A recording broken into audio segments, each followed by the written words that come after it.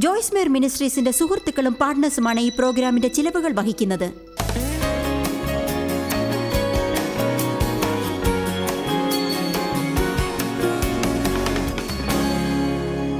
തെറ്റായ മാനസിക നില നിങ്ങളെ തടയും.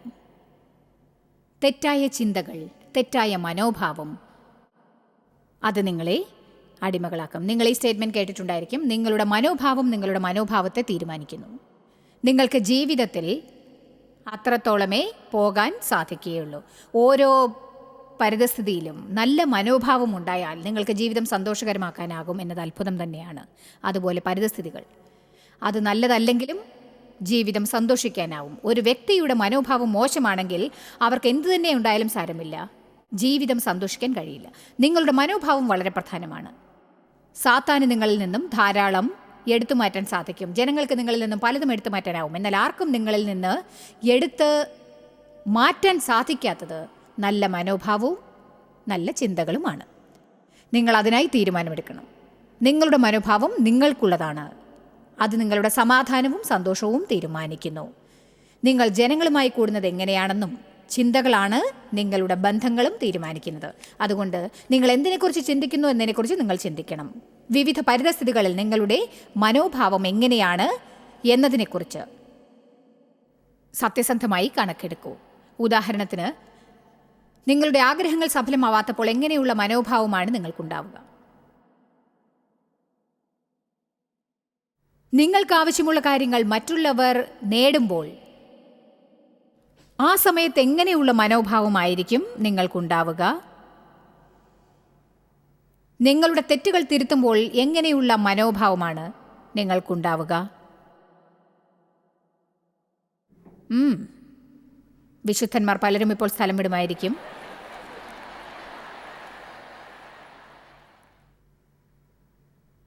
ഏത് തരത്തിലുള്ള മനോഭാവമാണ് നിങ്ങൾക്കുള്ളത്? നമ്മൾ ഇന്ന് തന്നെ നമ്മോട് സത്യസന്ധത പാലിക്കണമെന്ന് പ്രധാനമാണോ? ഞാൻ പറയട്ടെ, ജോലി കൊടുക്കുന്നവളായാലും ഒരു പരിതസ്ഥിതിയിൽ എന്തെങ്കിലും സംഭവിച്ചിട്ട് അതിനെക്കുറിച്ച് ഞാൻ ചോദിക്കുമ്പോൾ നടന്ന കാര്യങ്ങൾ പറയുന്നതിന് പകരം ഒഴിവ് കഴിവുകൾ പറയുന്നതിനേക്കാൾ എന്നെ ചൊടിപ്പിക്കുന്ന മറ്റൊന്നുമില്ല. കുറ്റപ്പെടുത്തൽ, പഴി ചുമത്തൽ, ജനങ്ങൾ ഇങ്ങനെ പറയുന്നത് എനിക്കിഷ്ടമാണ്. നിങ്ങൾക്കറിയാമോ, അതിന് കാരണം ഞാനത് ശരിയായി ചെയ്യണമായിരുന്നു, എന്നോട് ക്ഷമിക്കണം, അത് തികച്ചും എൻ്റെ കുറ്റമാണ്. ജനങ്ങൾ അങ്ങനെ പറയുമ്പോൾ തന്നെ എല്ലാം അവസാനിക്കുന്നു. നിങ്ങളിലുള്ള എല്ലാറ്റിനും മാപ്പ് കൊടുത്ത് മുന്നോട്ട് പോകാൻ തോന്നും. ദൈവം നമ്മിൽ നിന്ന് ആഗ്രഹിക്കുന്നത് സത്യം പറഞ്ഞ് ഉത്തരവാദിത്വം ഏറ്റെടുക്കുക എന്നുള്ള കാര്യമാണ്. സങ്കീർത്തനം 51:6 ദാവീദ് രാജാവ് ബത്ശേബയുമായി പാപം ചെയ്ത് മനസ്താപപ്പെട്ടപ്പോൾ പറഞ്ഞു, ദൈവം നമ്മുടെ ഹൃദയത്തിലെ സത്യമാണ് ആഗ്രഹിക്കുന്നത്. ആദ്യമായി നമുക്ക് ആവശ്യം നമ്മെക്കുറിച്ച് നമ്മുടെ ഹൃദയത്തിൽ സത്യം ഉണ്ടായിരിക്കണം. നിങ്ങളുമായി ഒരു സമ്മേളനം നടത്തുക. നിങ്ങളോട് വളരെ കഠിനമായ ചോദ്യങ്ങൾ ചോദിക്കുക. എന്നോട് കൂട്ടുകൂടാൻ എളുപ്പമാണോ?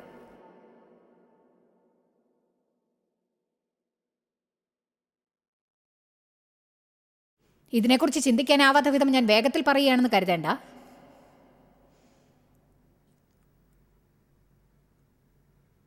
ഞാൻ എത്ര പെട്ടെന്ന് നീരസപ്പെടുന്നു, ഞാൻ എത്ര വേഗം വിഷമിക്കുന്നു, എൻ്റെ വികാരങ്ങൾ എത്ര പെട്ടെന്നാണ് വേദനിക്കപ്പെടുന്നത്, മറ്റുള്ളവരെ സന്തോഷിപ്പിക്കാൻ ഞാൻ എത്ര സമയമാണ് ചിലവാക്കാൻ ശ്രമിക്കുന്നത്, ഞാൻ എപ്പോഴും എൻ്റെ എന്നിരിക്കുകയാണോ?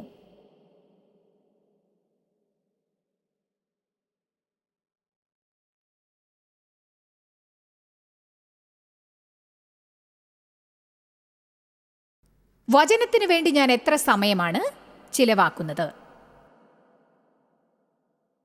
ദൈവത്തോടൊത്ത് സമയം ചിലവാക്കാതിരിക്കാൻ ഞാൻ എത്ര ഒഴിവ് കഴിവുകളാണ് പറയുന്നത്?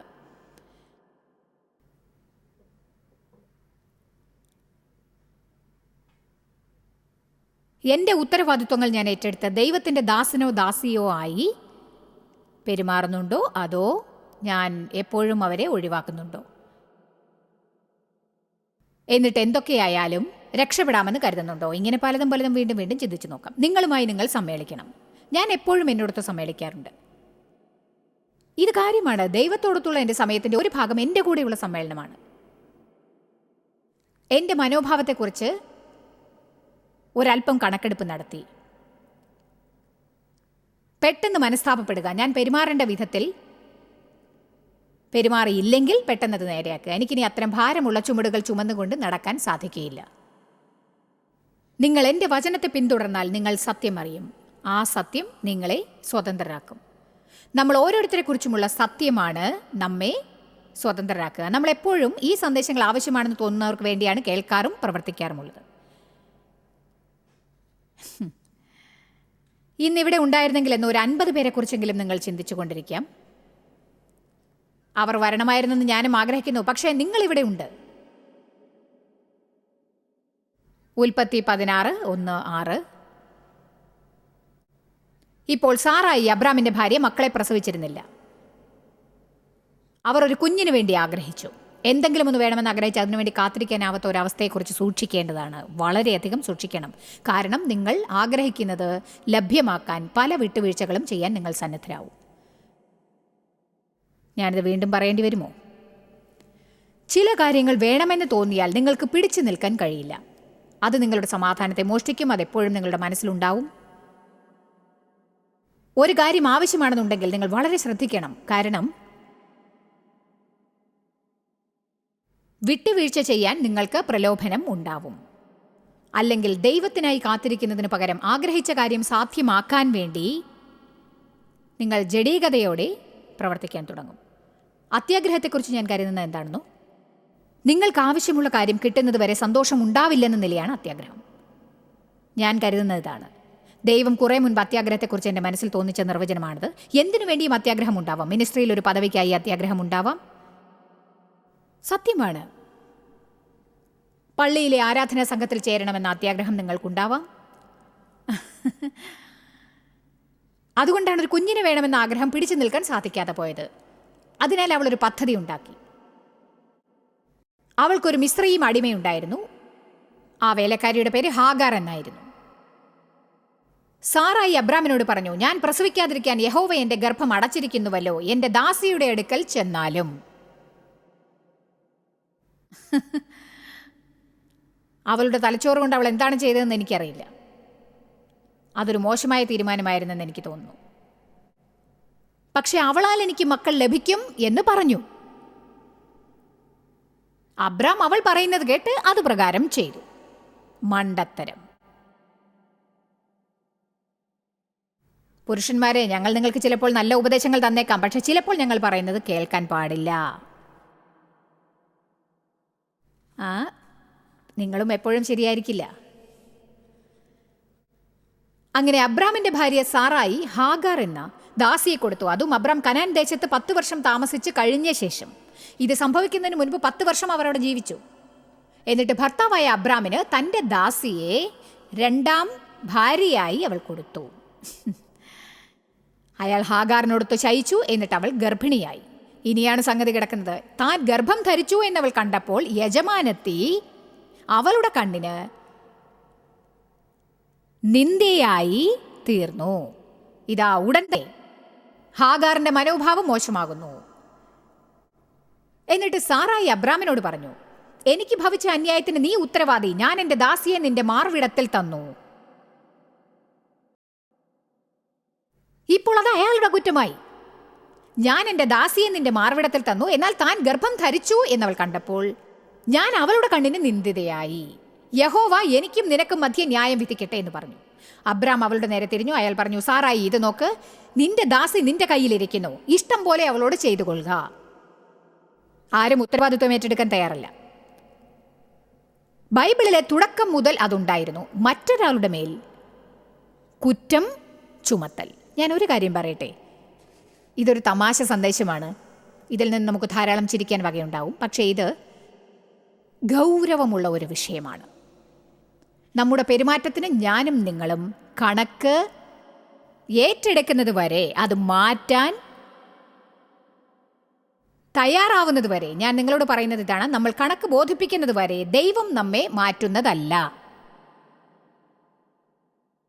കാരണം കണക്ക് ബോധിപ്പിക്കാതെ മനസ്താപം എന്നൊന്നില്ല. ദേവ് പറയുന്നത് എനിക്കിഷ്ടമാണ്. അദ്ദേഹം പറയും, ഒന്നുകിൽ നീ നിന്നെക്കുറിച്ച് കണക്ക് ബോധിപ്പിക്കുക, അല്ലെങ്കിൽ പരിതസ്ഥിതികൾ നിന്നെക്കുറിച്ച് കണക്ക് ബോധിപ്പിക്കും.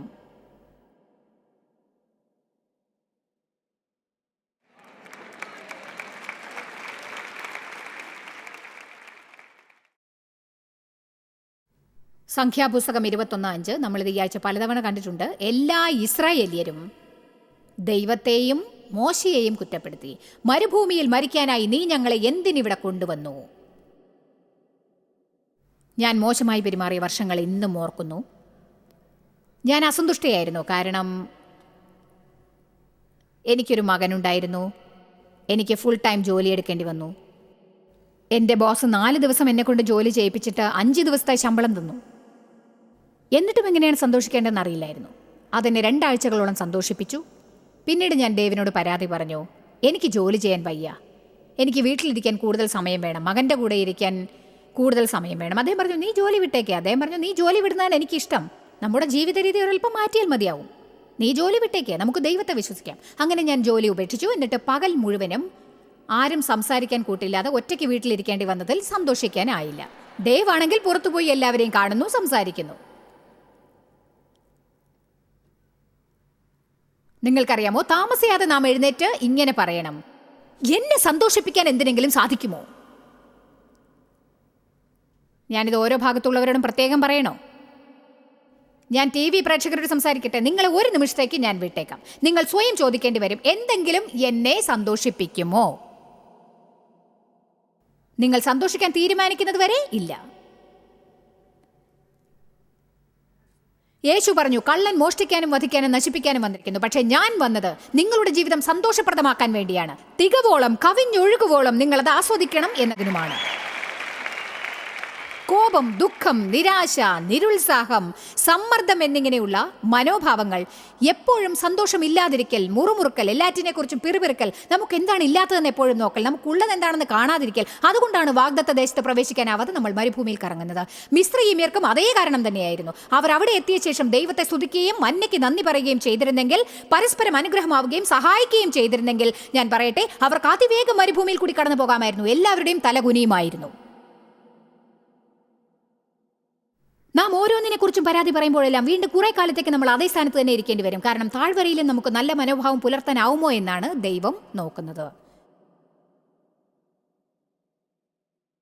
എനിക്ക് അതിനെക്കുറിച്ച് മറ്റൊന്നും ഇനി പറയാനില്ല. 7-ാമത്തേത്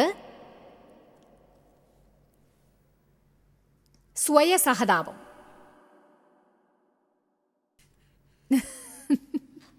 ഞാൻ പണ്ട് സ്വയസഹതാപത്തിന് അടിമയായിരുന്നു എന്ന് നിങ്ങളോട് പറയാൻ ആഗ്രഹിക്കുന്നു. അതായിരുന്നു എൻ്റെ ഏറ്റവും വലിയ പ്രശ്നങ്ങളിലൊന്ന്. എൻ്റെ ഹിതപ്രകാരമൊന്നും നടക്കാത്തതിന് ഞാൻ കാണിച്ച പ്രതികരണമായിരുന്നു അത്. എൻ്റെ ഇഷ്ടം നടന്നില്ലെങ്കിൽ, ദൈവം എന്നെ വേണ്ടത്ര പ്രശംസിക്കാതിരുന്നാൽ, ഞാൻ ഒരുപക്ഷെ ഒരു ഡിഷ് ഉണ്ടാക്കി അത് അവർക്കൊരു വിഷയമല്ല എന്ന് പറഞ്ഞാൽ ഉടനെ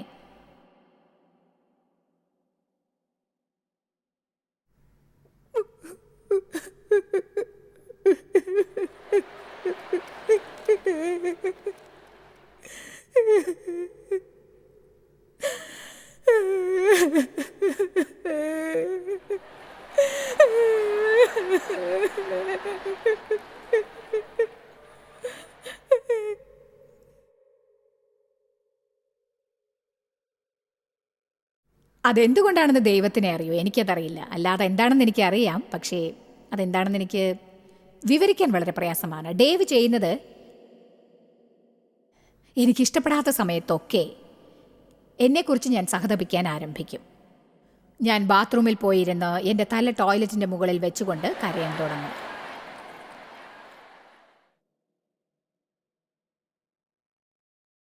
സ്ത്രീകളായ നിങ്ങൾ ആരെങ്കിലും ബാത്റൂമിൽ കയറി കരഞ്ഞിട്ടുണ്ടോ?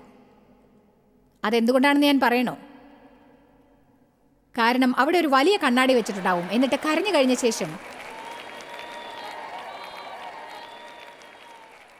അതെ, ഞാനൊരു ദിവസം അങ്ങനെ ചെയ്യുന്നത് കണ്ടുപിടിച്ചു. കണ്ണുകൾ ചുവന്ന്, മേക്കപ്പും മസ്കാരയും, മുഖം മുഴുവനും പരന്ന്, മുടിയൊക്കെ ആകെ അലങ്കോലമായി, കാഴ്ചയ്ക്ക് ഭീകരമായിരുന്നു. എഴുന്നേറ്റ് സ്വയം കണ്ണാടിയിൽ നോക്കി, ഞാൻ സഹതാപത്തിന് അർഹയാണ്.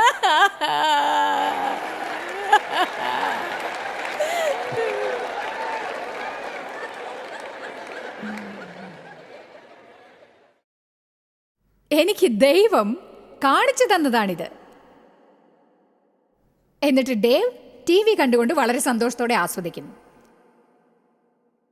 ആ മുറിയിലേക്ക് ഞാൻ കടന്നു ചെല്ലുകയാണ്. ഞാനപ്പോൾ വീട് വൃത്തിയാക്കിക്കൊണ്ടിരിക്കുകയായിരിക്കും. വാതിലും ഡ്രോയേഴ്സും ഒക്കെ ശബ്ദമുണ്ടാക്കി അടയ്ക്കും. ദേഷ്യത്തിലായിരിക്കുമ്പോൾ ഞാൻ ജോലി ചെയ്യുന്നത് വളരെ ഉച്ചത്തിലായിരിക്കും.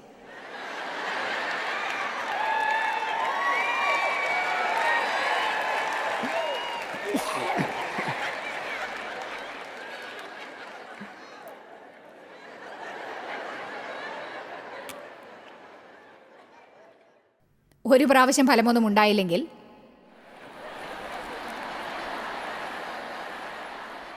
എനിക്കത് മറക്കാനേ കഴിയില്ല. ഞാൻ ഒരിക്കലും അത് മറക്കില്ല. ഒരു ദിവസം അദ്ദേഹം എന്നോട് ചോദിച്ചു, നീ അടുക്കളയിലേക്ക് പോവുകയാണെങ്കിൽ എനിക്കൊരു ഐസ് ടീ ഉണ്ടാക്കി തരുമോ?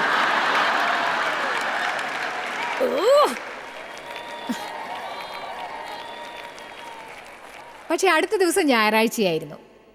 ഞാൻ എഴുന്നേറ്റ് രാവിലെ മുഴുവനും ദേഷ്യപ്പെട്ടുകൊണ്ടേയിരുന്നു. ആരോടും സംസാരിച്ചില്ല.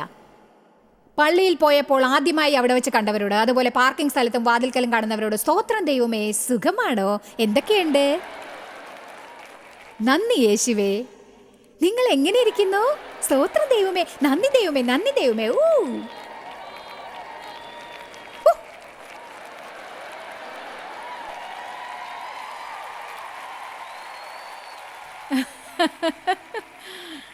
കാറിൽ കയറിയിരിക്കുമ്പോൾ വീട് വരെ വഴക്കിട്ടുകൊണ്ടിരിക്കും. ഓവർ ഹെഡ് സ്ക്രീനിൽ പാട്ടുകൾ നോക്കിക്കൊണ്ട് പാടിയത് ഞാൻ ഓർക്കുന്നു. I surrender all. മനസ്സിൽ ഞാനിന്ന് എന്തെങ്കിലും ഉണ്ടാക്കുമെന്ന് കരുതുന്നുണ്ടെങ്കിൽ മറ്റൊരു വഴക്കനും കൂടി തയ്യാറായിരുന്നു.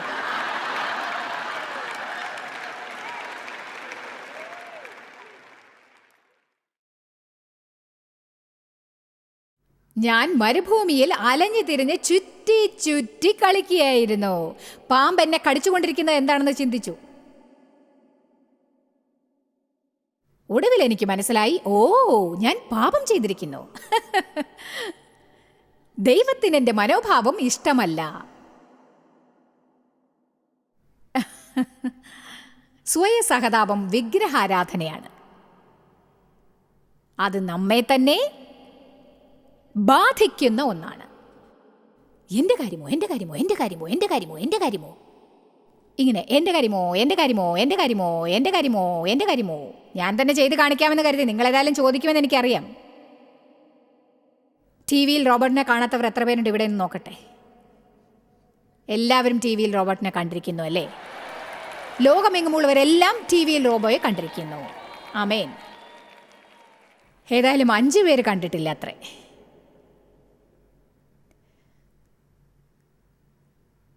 നമ്മൾ നമ്മെക്കുറിച്ച് തന്നെ ചിന്തിച്ചുകൊണ്ടിരിക്കും. എൻ്റെ കാര്യമോ, എൻ്റെ കാര്യമോ, എൻ്റെ കാര്യമോ.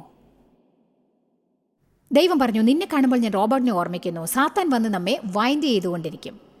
തെറ്റായ ചിന്തകൾ ആ ദിവസത്തെക്കുറിച്ച് നമ്മെ വൈൻഡ് ചെയ്ത് വെക്കും. അതുകൊണ്ട് മുൻകൂട്ടി നല്ലത് ചിന്തിക്കുന്നതാണ് ഏറ്റവും പ്രധാനം. ദൈവം പറഞ്ഞു, നീ എന്നെ ചെറിയ റോബോയെ ഓർമ്മിപ്പിക്കുന്നു. നിനക്കൊരു പാട്ടേ പാടാനുള്ളൂ. എൻ്റെ കാര്യമോ, എൻ്റെ കാര്യമോ, എൻ്റെ കാര്യമോ, എൻ്റെ കാര്യമോ, എൻ്റെ കാര്യമോ, എൻ്റെ കാര്യമോ. മുഴുവനും സ്വയസഹതാപം. അതാണ് ഏറ്റവും വലിയ സമയം പാഴാക്കൽ. അതിനൊന്നിനെയും മാറ്റാനാവില്ല. അത് നിങ്ങളുടെ ദിവസത്തെ നശിപ്പിക്കും. യേശു മരിച്ച് നിങ്ങൾക്കായി തന്ന ദിവസമാണത്. ഇതൊട്ടും ശരിയല്ല, ഇത് ഞാൻ സമ്മതിക്കില്ല. സമ്മതിക്കില്ലായിരിക്കാം. ജീവിതത്തിൽ ശരിയല്ലാത്ത അനേകം കാര്യങ്ങളുണ്ട്. ഇഷ്ടപ്പെടാത്ത കാര്യങ്ങൾ സംഭവിക്കുന്നത് എനിക്ക് മാത്രമല്ല, നിങ്ങൾക്ക് മാത്രമല്ല അത് സംഭവിക്കുന്നത്. ഇതെല്ലാവർക്കും സംഭവിക്കുന്ന ഒന്നാണ്. അതുകൊണ്ടാണ് വേദപുസ്തകം പറയുന്നത്, പരിതസ്ഥിതികൾ എന്തായാലും നമ്മുടെ മനോഭാവം നന്നായിരിക്കണം എന്ന്. കാരണം നമ്മുടെ മനോഭാവം ദൈവത്തെ മഹത്വപ്പെടുത്തുന്നു. നമ്മൾ ഏതിലൂടെ കടന്നുപോയാലും നമ്മുടെ മനോഭാവം ദൈവത്തെ മഹത്വപ്പെടുത്തുന്നു. ഒടുവിൽ വർഷങ്ങൾക്ക് മുൻപ് ഞാൻ ദൈവത്തിന് നന്ദി അർപ്പിക്കാൻ പഠിച്ചു. മനസ്സിനകത്തൊന്നു വെച്ചുകൊണ്ട് ദേവാലയത്തിൽ ഞാൻ പോകുന്നത് ഒരിക്കലും ദൈവത്തെ പ്രീതിപ്പെടുത്തുകയില്ല.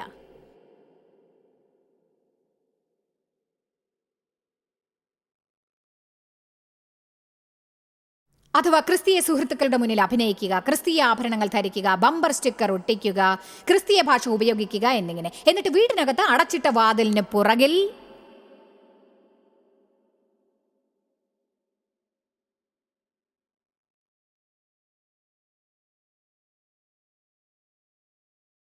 ഇത് വളർച്ചയുടെ സമയമാണ് അല്ലേ?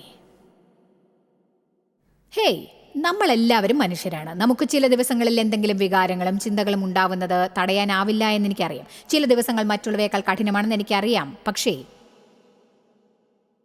ഞാൻ നിങ്ങളെയും എന്നെയും പ്രോത്സാഹിപ്പിക്കാൻ ആഗ്രഹിക്കുന്നു. മനോഭാവത്തിൽ ഞാൻ വരുത്തിയ മാറ്റങ്ങൾ എൻ്റെ ജീവിതത്തെ വളരെയേറെ മാറ്റിയിട്ടുണ്ട് എന്നെനിക്ക് നന്നായിട്ടറിയാം. ദൈവത്തിന് എന്നെ പല വിധങ്ങളിലൂടെ അനുഗ്രഹിക്കാനുള്ള വഴി ഒരുക്കിയിട്ടുണ്ടെന്നും അറിയാം. പിന്നീട് ഞാൻ വചനം കേൾക്കാനും അത് ഗ്രഹിക്കാനും ആരംഭിച്ചപ്പോൾ അത് ഇന്ന് ഞാൻ നിങ്ങളോട് പങ്കിടുന്ന കാര്യങ്ങൾ തന്നെയായിരുന്നു. എന്നെയും എൻ്റെ വിശ്വാസത്തെയും വെല്ലുവിളിക്കുന്ന കാര്യങ്ങൾ. ഞാൻ അനേക വർഷങ്ങൾ പള്ളിയിൽ പോയി, പക്ഷേ കേട്ടത് മുഴുവനും നിയമങ്ങൾ മാത്രമായിരുന്നു. നല്ല നിയമങ്ങൾ ഉണ്ടാവുന്നത് നല്ലതാണ്, എന്നാൽ അതേസമയം എങ്ങനെ ജീവിക്കണമെന്ന് നാം പഠിക്കണം. ദൈവവചനത്തെ ദിവസേനയുള്ള നമ്മുടെ ജീവിതത്തിലേക്ക് എടുത്ത് പ്രയോഗിക്കാനും നാം പഠിക്കണം. ആരും സ്വയം സഹതാപത്തെക്കുറിച്ച് എന്നോട് വെല്ലുവിളിച്ചിട്ടില്ല. അതൊരു പ്രശ്നമായിരുന്നു എന്ന് പോലും എനിക്കറിയില്ലായിരുന്നു. ഞാൻ മിനിസ്ട്രിയിലേക്ക് ആദ്യം പ്രവേശിച്ച സമയത്ത് ദൈവത്തിൻ്റെ ശക്തിയിൽ നടക്കാനും ദൈവത്തിൻ്റെ ശക്തി എന്നിലൂടെ ഒഴുകാനും ഞാൻ ദാഹിച്ചിരുന്നു. ഈ ആൾത്താരയിൽ നിന്നുകൊണ്ട് ശക്തിയോടെ വചനം പ്രസംഗിക്കാൻ ആഗ്രഹമുണ്ട്. ജനങ്ങൾ സുഖം പ്രാപിച്ച് വിമോചിതരായി സ്വതന്ത്രരാവുന്നതും. പക്ഷേ വീട്ടിൽ ഞാൻ സഹതാപം ആഗ്രഹിക്കുന്നു. ദൈവം പറഞ്ഞു, നിനക്ക് സഹതാപമോ ശക്തിയോ ലഭിക്കും, എന്നാൽ രണ്ട് ലഭിക്കാനാവില്ല. അതിന് നീ മനസ്സുറപ്പിക്കണം. ഞാനിത് ഒരേ ഒരു വ്യക്തിയോടെങ്കിലും പറയാൻ ആഗ്രഹിക്കുകയാണ്. ഒരുപക്ഷെ ഒരാൾക്ക് ഇത് കേൾക്കാൻ ആഗ്രഹമുണ്ടായിരിക്കും. ചിലപ്പോൾ നിങ്ങൾ ബാൽക്കണിയിലായിരിക്കാം, അല്ലെങ്കിൽ ഇടത് ഭാഗത്തിരിക്കുകയാവും, അഥവാ ഇവിടെ വലത് ഭാഗത്ത്, അതും അല്ലെങ്കിൽ നടുവിലിരിക്കുകയാവും. ചിലപ്പോൾ ടി വിയിലൂടെ ഇത് കണ്ടുകൊണ്ടിരിക്കുകയാവും. എനിക്ക് നിങ്ങളോട് ഒന്നേ പറയാനുള്ളൂ. നിങ്ങൾക്ക് ചില അത്ഭുതങ്ങൾ പ്രവർത്തിക്കാൻ ദൈവം ആഗ്രഹിക്കുന്നുണ്ട്. യേശുക്രിസ്തുവിൽ നിങ്ങൾക്കൊരു വിശ്വാസിയുടെ അധികാരമുണ്ട്. വേദപുസ്തകം പറയുന്നു, ലൂക്കോസ് 10:19, ഇതാ പാമ്പുകളെയും തേളുകളെയും ശത്രുവിന്റെ സകല ബലത്തെയും ചവിട്ടുവാൻ ഞാൻ നിങ്ങൾക്ക് അധികാരം തരുന്നു. ഒന്നും നിങ്ങൾക്ക് ഒരിക്കലും ദോഷം വരുത്തുകയും ഇല്ല. നിങ്ങൾക്ക് അനുഗ്രഹങ്ങളും നന്മയും ചെയ്യാൻ ദൈവം ആഗ്രഹിക്കുന്നു. ഫലപ്രദമായ ഒരു ജീവിതം, നമുക്ക് സമാധാനവും സന്തോഷവും ഉണ്ടാക്കാൻ അവൻ ആഗ്രഹിക്കുന്നു. എന്നാൽ ഒരേ സമയം നമ്മൾ ശക്തിയും സഹതാപവും അർഹിക്കുന്നില്ല. ദൈവം ചാരത്തിന് പകരം മനോഹാരിത നൽകും, എന്നാൽ ചാരത്തെ നാം ഉപേക്ഷിക്കണം. എല്ലാ മോശമായ മനോഭാവങ്ങളെയും നല്ല മനോഭാവങ്ങൾക്കായി വിട്ടുകൊടുത്തുകൂടെ? ആഴ്ചയിലോ മാസത്തിലോ ഒരിക്കൽ ഏതാനും സമയം നിങ്ങളുമായി ഒരു സമ്മേളനം നടത്തിക്കൂടെ? എന്നിട്ട് യാഥാർത്ഥ്യത്തെ നേരിടൂ. അതെ, ദൈവത്തിന് സ്തോത്രം നൽകൂ.